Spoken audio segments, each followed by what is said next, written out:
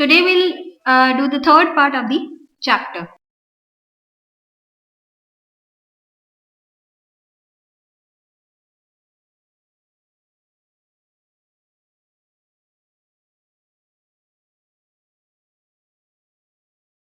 In the previous two lectures, we studied how after the fall of the Mughal Empire, the conditions of the whole country started changing, how the new nobles and local rulers gained power in their respective areas, and how the states started disintegrating from under the command of the Mughal Empire.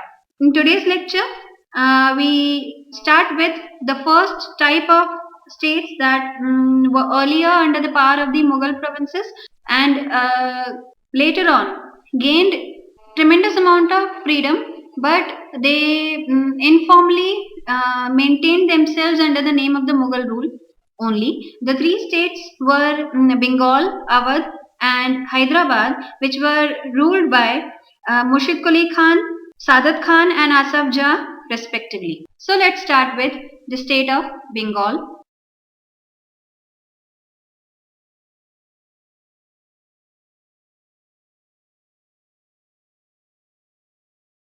The state of Bengal was ruled by Murshid Quli Khan, who was appointed as Nayab Deputy to the governor of the province. Although he was just a formal Subedar and his work was to collect revenue and report to the Mughal emperor, but slowly and gradually he attained a lot of power in his hand, which later on gave him the reputation to transfer the capital from Dhaka to Murshidabad, and gradually he attained autonomy through different states.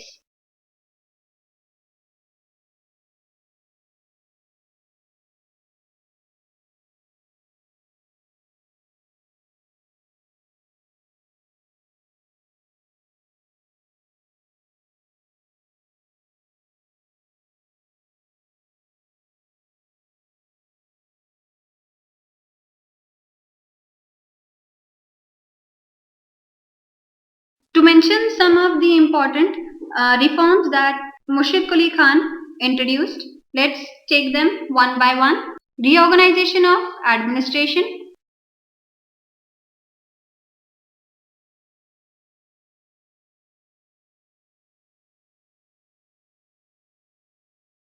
Murshid Quli Khan gave equal opportunities to both the Muslims and Hindu people that were employed by him, and majorly because he was aware that the maximum population comprised of the Hindu community, he appointed zamindars which came from local Hindu background and gave them the responsibility to collect revenue from their respective areas. By doing this, he recreated the revenue system and established his own measure of collecting revenue in cash from the zamindars. He also was very strict in collection of revenue and used to keep a tab over every activity and every data that the assessment had brought to him.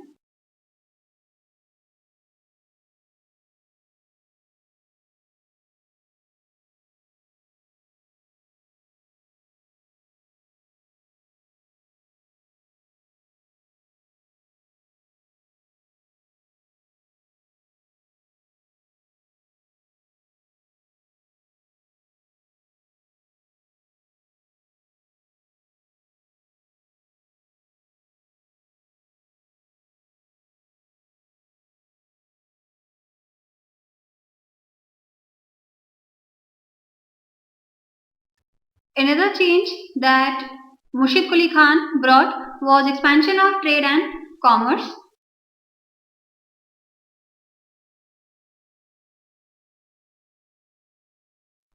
It is noteworthy that the province of Bengal was a center of trade from not just the domestic area but from the international markets as well. and Bengal was considered a very apex center for trade and commerce activities. A lot of connection between the state and the bankers, the people who used to provide loans and monetary support to the traders as well as the rulers, was involved here. So the merchants, they were provided with security on the roads, on during the route, and strict checks were provided by the rule for customs and administrative units.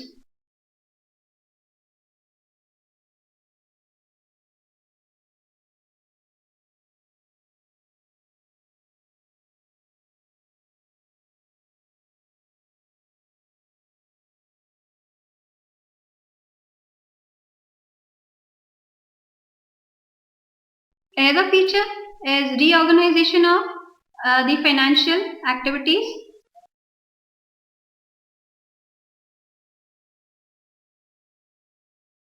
Uh, it was done by transferring the land areas that were termed as jagirs in older times into the hands of the crown, that was termed as khalisa, and reassessment of the land, and then distribution of revenue amount to the farming units.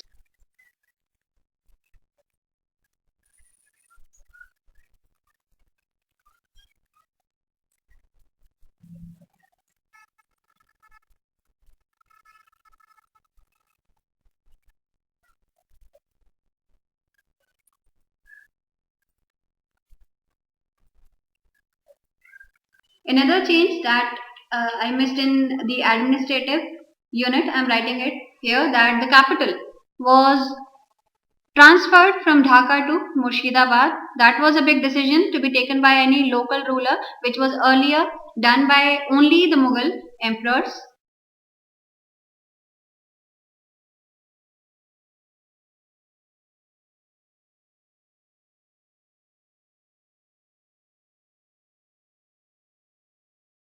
So we see that the province of Bengal was functioning in an independent manner where the military, the finance, the administration, they were all controlled by the local ruler, and very little. In fact, we'll say that the Mughal emperor, they were just getting the news after the activity was done, just getting the information, and there was no direct control as in the state of Bengal. Moving on with the second state, that is Awadh, the state which was ruled by Burhan ul Mulk Sadat Khan, who was appointed as a Subedar of Awadh in 1722.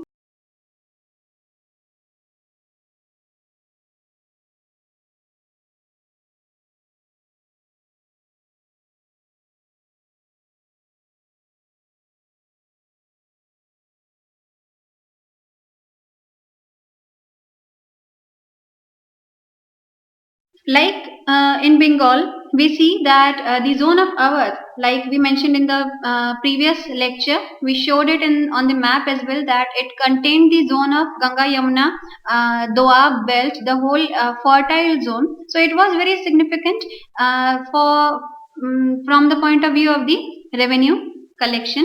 And Burhan ul Mulk, he was a very able and competent administrator, and he held the combined offices of Subedari, Diwani, and Faujdari, that is political, financial, and military affairs, into his own hands, and he was responsible for managing the whole area.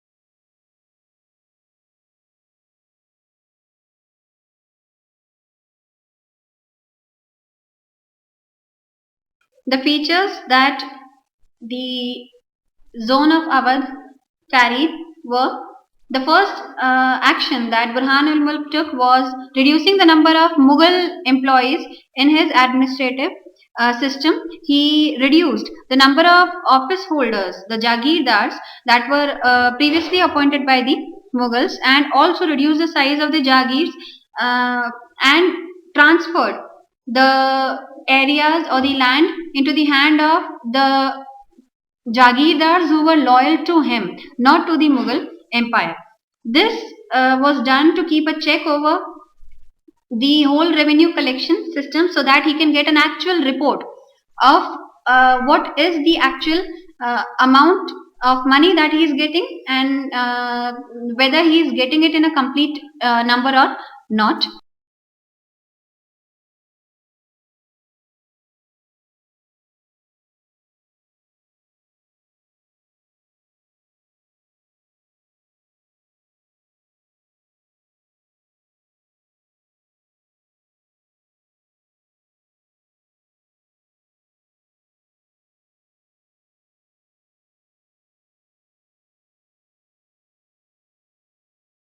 He also seized a large number of zamindaris which were owned by the Rajput rulers, and the whole zone of Rohilkhand that was occupied by the Afghans, the fertile land.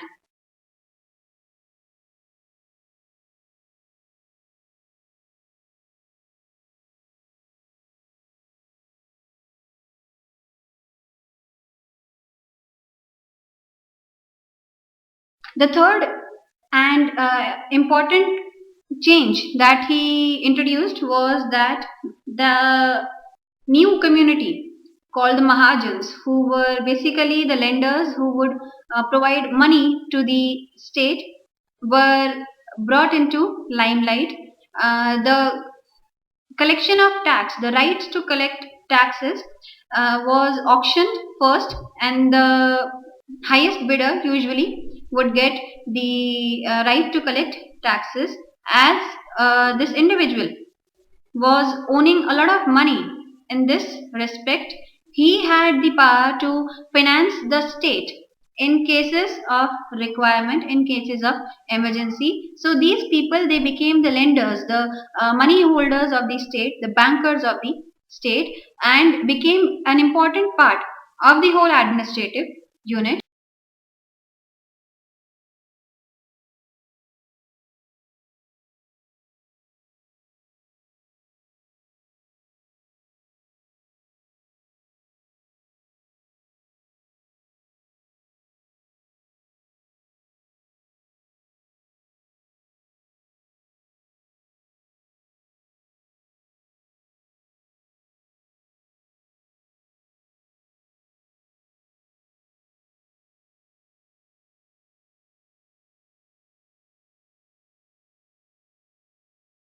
So we see that in the Awadh belt as well, the ruler was trying to break away from the Mughal empire and implement his own particular laws so that he can get a better hold over his area.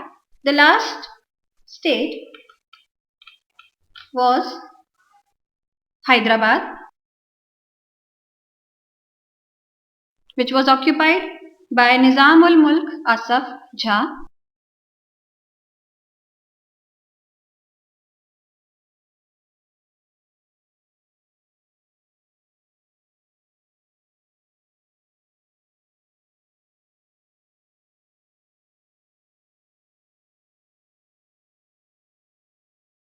He was a very powerful member in the Mughal court, and this act of establishing a new city was left unpunished by the Mughal emperor, as he held no power over such a popular ruler.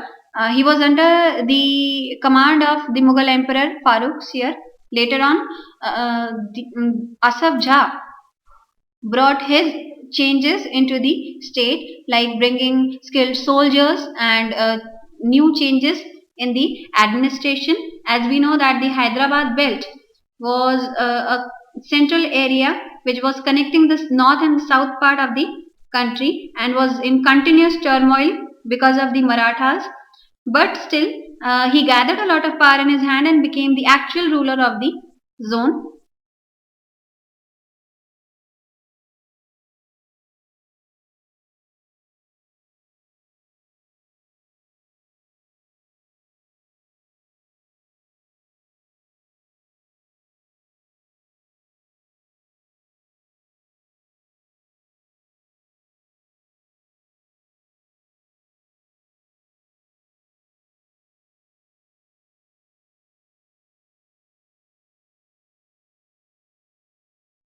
He also appointed Mansab Das, who were loyal to him, like in Awadh, and very little interference was there from the Mughal Empire.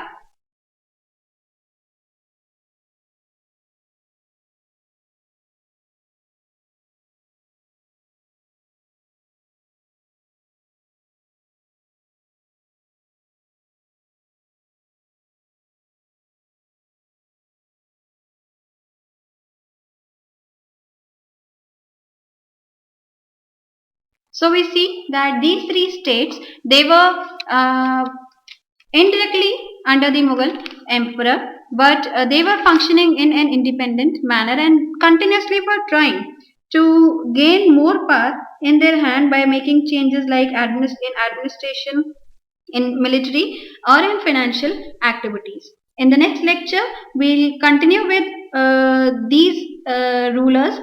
We'll come with the second point: the rulers who were who were not in control of the Mughal emperor, like the Watan Jagirs, and then later on the completely independent rules like the Sikhs, Marathas, and the Jats.